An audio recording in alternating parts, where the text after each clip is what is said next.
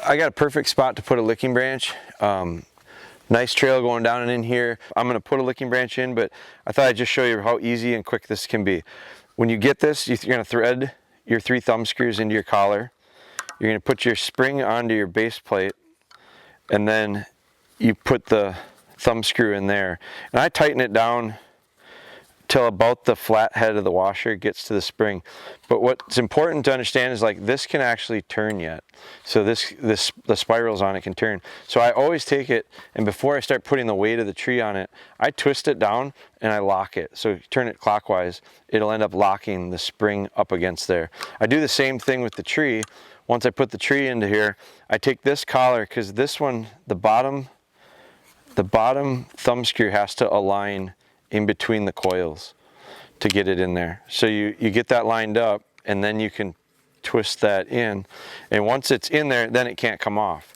But what you'll end up doing with this is you put the tree in, and you can see there's play here too, and that'll make it hard sometimes to have the tree the licking stick or the licking branch exactly where you want.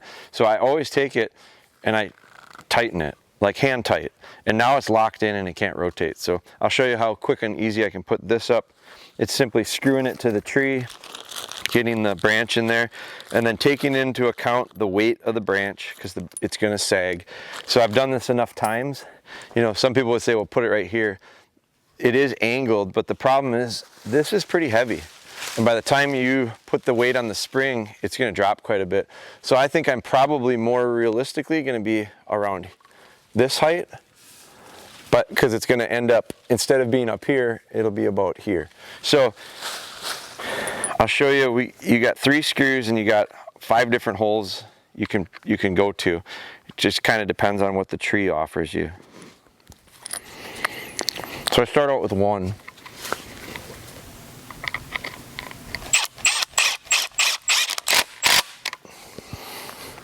And I know part of the design of this plate is to flex.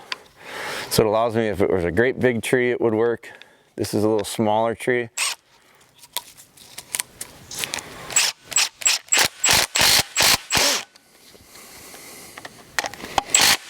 So it actually pulls it tight. Now before I put the 3rd one in, I'm going to be sure I'm close. And that's about what I like. So I've done enough of them to realize that you get that kind of, that droop, that drag, and so you position your licking branch accordingly. So I'm good with that. You can pick any one of the 3 holes on the bottom. Some people don't even need to put the 3rd one in. I'll put the 3rd one in just so it's there. Just tighten my thumb screws. Now it keeps it from coming out. It pinches the branch, and I'll just put that, make sure that I'm tight with my clockwise turn, and that's perfect height. I'll scent this up. Took me, I don't know, you watch the video, it took a couple minutes, but it was a real quick, easy way. I have a fresh ground disturbed underneath it. I'm going to scent this up and off I go.